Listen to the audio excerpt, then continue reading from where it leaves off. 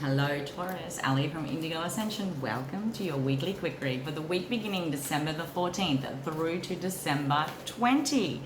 Massive week of energies, and this reading I am calling a walk through the light pillars. What does that mean? Well, the whole week kicks off with a new moon in Sagittarius along with a total solar eclipse. We're going to be feeling that energy powerfully. More importantly, it takes us into the next 6 months and it launches a whole new solar eclipse cycle.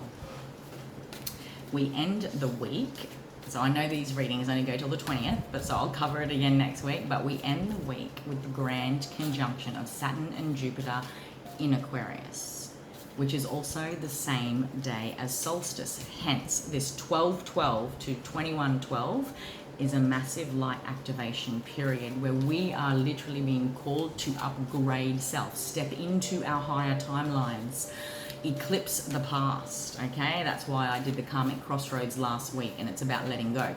So once we have been able to see clearly the pillars, if you think of the High Priestess card, if you think of the Chariot card, you would have seen me talk about it. You probably have seen them in your readings at some point this year. I often talk about how our paths are led by both the wisdom of our shadow and our light experiences in life. This is a cosmic stargate, if you like, of being able to walk through the pillars to a level higher than where we currently are. We are shaped by the wisdom of our dark experiences. We are shaped by the wisdom of our light experiences to the point that we ascend, we transform. We are continually growing because change is a continuous, yeah? It is the guarantee. So, but what is birthed? What is birthed once you have done that union and then chosen to walk forward and step into those, into that pillar?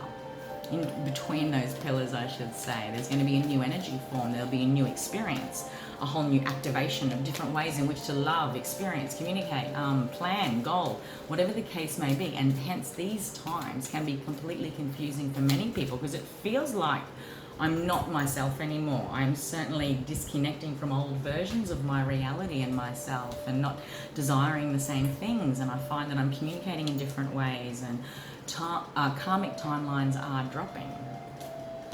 What you are birthing is a whole new way of looking at what once made you so afraid. Okay, so I'll take a look at the pillars, but the fear card, my dear, talks about I realize that I am testing my resolve to live in the energy of love. And good golly gosh, when we're taking risks in love, when we're choosing love over fear, there is no guarantee. It's that proverbial standing on the edge of a cliff and knowing that we're going to jump, and is there even a parachute? Don't know what that's going to look like, but do I want to try? That's already exactly like the perfect energy to represent this walk through the pillars. Once you have merged that, what are you birthing? Perhaps you are birthing a whole new way to look at fear because you have remained completely disciplined in your upgrade, in yourself, the way in which you have shaped and formed your perceptions, your emotions, the old way you used to deal with emotions, the old way in which you used to communicate, whatever the case may be. Maybe indecision was a massive issue for many Taurians, and that's what you've been working on diligently and being very disciplined about, so that you can literally combat fear in one area or many areas. Take it however it resonates. The two pillars for you, my friend, are guilt and courage. Step forward free of guilt.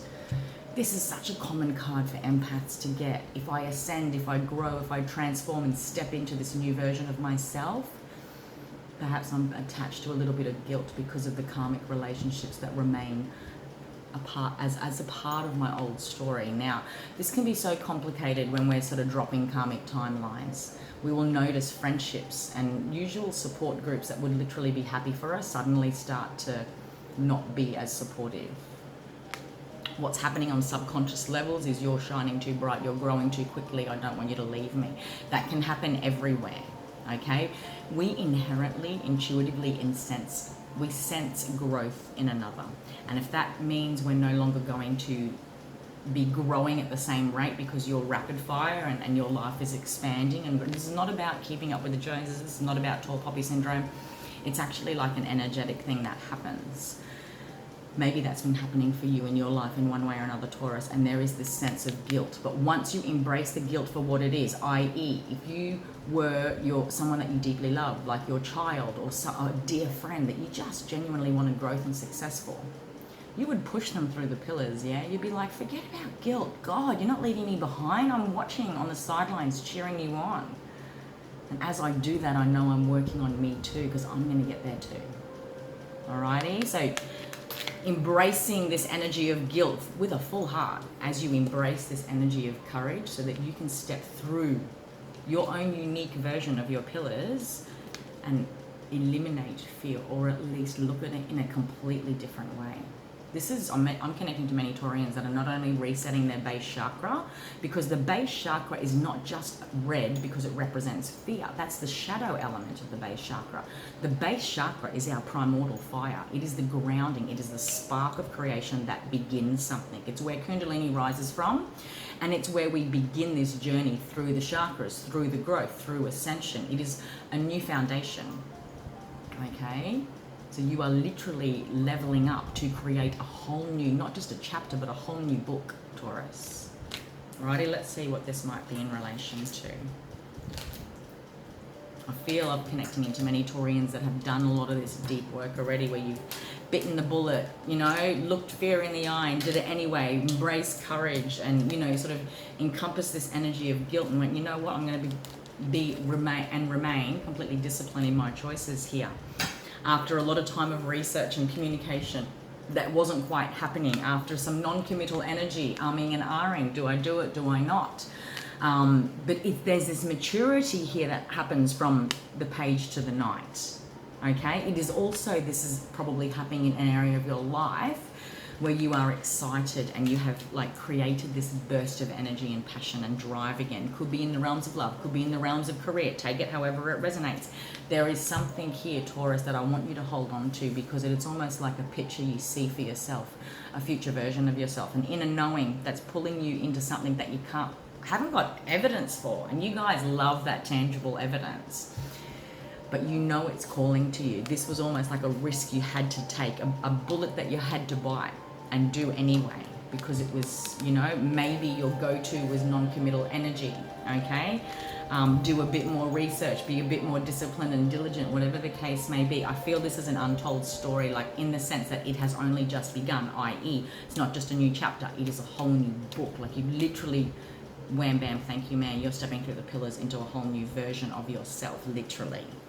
So if you have any of the remains of this old energy of guilt and leaving the past behind, and things that are, and the people that are connected to it on some level, if you are feeling a little bit not so courageous, okay, this is about you looking fear in the eyes and stepping through, maintaining strong discipline to this invisible thread that you have connected between you and your future self, your higher self. Take it however it resonates. There's a 2-week story here. Really integrate this solar eclipse energy, not just for the next 2 weeks, but for the next 6 months. I feel like this is just the beginning of the bigger story that will continually take shape for you over the next 6 months, okay? I'm even going to say the next air season is relevant, so Aquarius season, which is end of January into February. All right. What's underneath the deck? It's like what, you know, to be continued. No more holding back. There's a massive 2-year story. You are literally just kicking off a massive 2-year story. And we have just kicked off a new solar ecliptical cycle that will span for 2 years. Gemini leading the North Node and Sagittarius leading the South Node. Alrighty, hope you got something out of that, my friend. Head on above to the bio link where I have put a link to my shop now. I have temporarily suspended distant healings and personal readings. I'm just waiting for this conjunction energy to pass through, doing my own healing work as well. After that, I'll relaunch them back. But what you will find when you head on above to the bio link and go to the Indigo Ascension shop is a link for gift vouchers. So by all means, if you're not shopping for gifts, you can certainly buy that for yourself, and just communicate with me through email and online so that I can tee up a future date for you. I just won't probably be doing personal readings until the 21st has passed, okay? And by all means, if you're watching on YouTube, you can see that same link in the description box below. But within the next 6 weeks, there's going to be some more products and services offered online anyhow. All right, guys, have an amazing week. Until next week, my friend, take care.